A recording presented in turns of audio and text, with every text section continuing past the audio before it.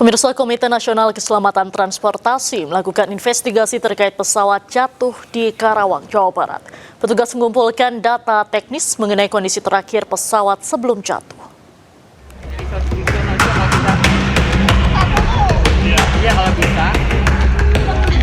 Komite Nasional Keselamatan Transportasi KNKT menyelidiki jatuhnya pesawat komersial GA Airfan dengan nomor registrasi PKWMP di area persawahan Desa Kertawaluya, Kecamatan Tirtamulia, Karawang, Jawa Barat. Tim KNKT turun langsung ke lokasi pada Sabtu pagi bersama petugas Kementerian Perhubungan serta pihak perusahaan yang terlibat dalam operasional pesawat. Petugas mengumpulkan data teknis mengenai kondisi terakhir pesawat sebelum jatuh dengan meneliti sejumlah bagian penting pesawat mulai dari kokpit, baling-baling depan, sayap, hingga interior. KNKT menyerahkan proses evakuasi pesawat kepada maskapai Wise Air. Manajer Pelayanan dan Keselamatan Wise Air, Agus Nugraha, menyampaikan evakuasi pesawat belum bisa dipastikan waktunya karena masih menunggu hasil pemeriksaan lanjutan dari pihak asuransi dan otoritas terkait. Tadi udah. Karena kami menunggu dari timnya mereka. Kami sudah kirim foto, kita sudah kirim data-data semua. Nah, timlah mereka yang akan menentukan.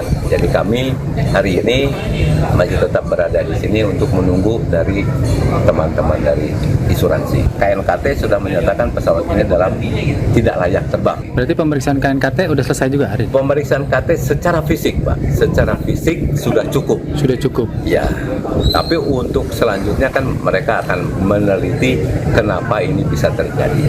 Bukan siapa yang salah, tapi kenapa ini bisa terjadi. Pasti ada sesuatu yang harus diperbaiki. Dan hasil akhir dari KNKT bukan menyalahkan, tapi memberikan satu rekomendasi untuk perbaikan ke depannya seperti apa.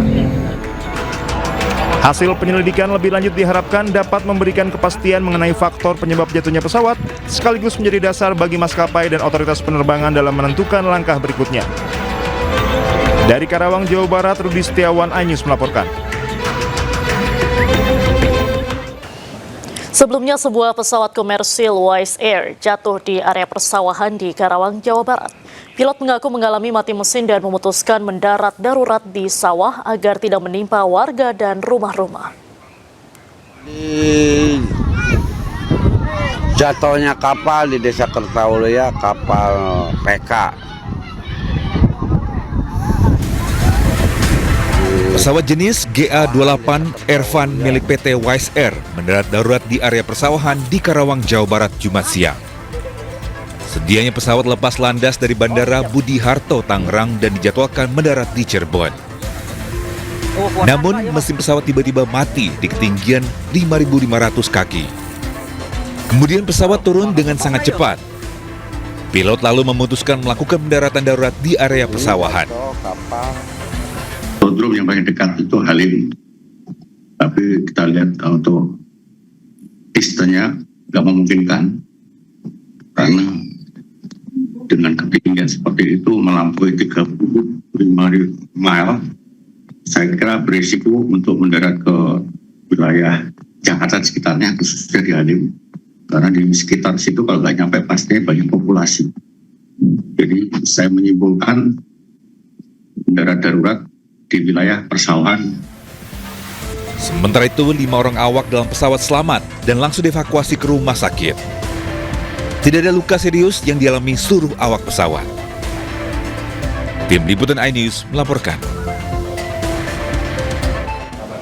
Kita beralih ke informasi mancanegara, pemirsa. Sebuah pesawat militer terjatuh di acara Dubai Air Show di Dubai, Uni Emirat Arab. Naas pilot pesawat tersebut dilaporkan meninggal, tidak sempat menyelamatkan diri.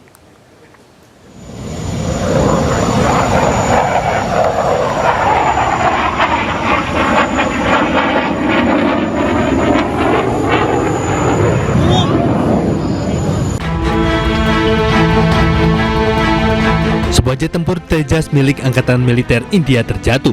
Kecelakaan ini terjadi saat pesawat sedang beratraksi di gelaran Dubai Air Show di Dubai, Uni Emirat Arab.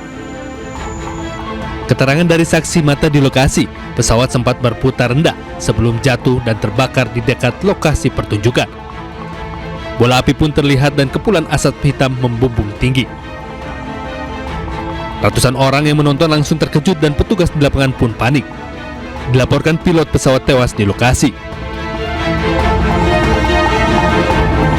Sejak Dubai Air Show digelar pada tahun 1986, kejadian ini diyakini merupakan kecelakaan pertama dalam sejarah pertunjukan udara tersebut. Petugas pun akan menginvestigasi penyebab jatuhnya pesawat.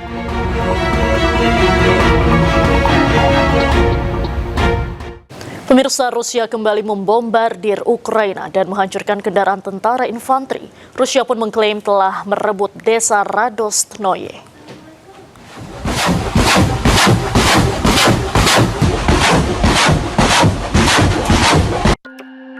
Sebuah rekaman memperlihatkan peluncur roket Rusia dan drone menghantam kendaraan dan infanteri Ukraina. Menurut informasi dari Kementerian Pertahanan Rusia, menyampaikan bahwa kelompok pasukan timur telah merebut desa Radostnoye di wilayah Dnepr. Sementara itu, Amerika mengonfirmasi kerangka kerja 28 poin rencana perdamaian untuk keduanya. Такого не буде. Україна працюватиме швидко. Сьогодні, в суботу і неділю, весь наступний тиждень. І стільки, скільки це буде потрібно в режимі 24/7 я буду боротись за те, аби серед всіх пунктів плану не було пропущено щонайменше двох. Це гідність і свобода українців, бо саме на цьому базується все інше. Наш суверенітет, наша незалежність, наша земля, наші люди. Moskow melancarkan serangan militer di Ukraina sejak akhir Februari 2022 setelah mengakui kemerdekaan Republik Rakyat Donetsk dan Lugansk. Zelensky pun memberlakukan darurat militer di seluruh wilayah dengan mengumumkan mobilisasi umum.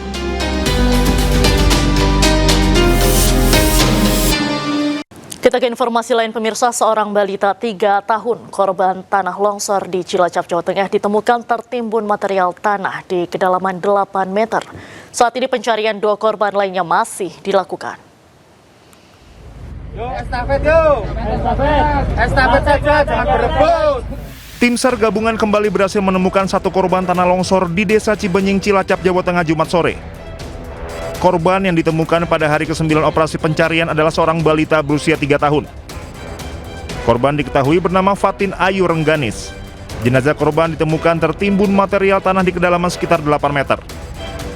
Kepala Basarnas Cilacap, M. Abdullah menjelaskan jenazah korban ditemukan terseret longsoran tanah hingga sejauh 70 meter dari lokasi rumah tinggal korban.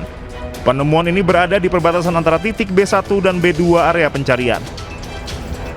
Telah diketemukan korban atas nama Fatin Ayu Rengganis, 3 tahun, dan telah dievakuasi menuju RSUD Majenang dalam kondisi meninggal dunia, berada pada perbatasan di boxset B1 dan boxset B2. Untuk saat ini korban yang masih belum diketemukan adalah 2 itu terbagi pada 2 boxset, 1 di boxset A1 dan 1 korban lagi berada di boxset B1. Kini tersisa 2 korban remaja putri yang masih belum ditemukan, yakni Maisarah Salsabila 14 tahun dan Fani Hayati 12 tahun. Keduanya diperkirakan berada di Dusun Tarukahan, tepatnya di titik worksite B1. Hingga hari ke-9 pencarian, tim SAR gabungan telah berhasil menemukan dan mengevakuasi total 21 korban dalam kondisi meninggal dunia. Tim SAR gabungan akan memaksimalkan pencarian korban tanah longsor pada hari ini. Jika kedua korban belum ditemukan, tim akan melakukan evaluasi apakah proses pencarian akan diperpanjang atau dihentikan. Dari Cilacap, Jawa Tengah, Heri Susanto, Anyus melaporkan. Hari ke-7 pencarian korban longsor Cilacap, Jawa Tengah masih berlangsung. 17 korban belum dievakuasi dan petugas mengusahakan hari ini korban dapat segera ditemukan.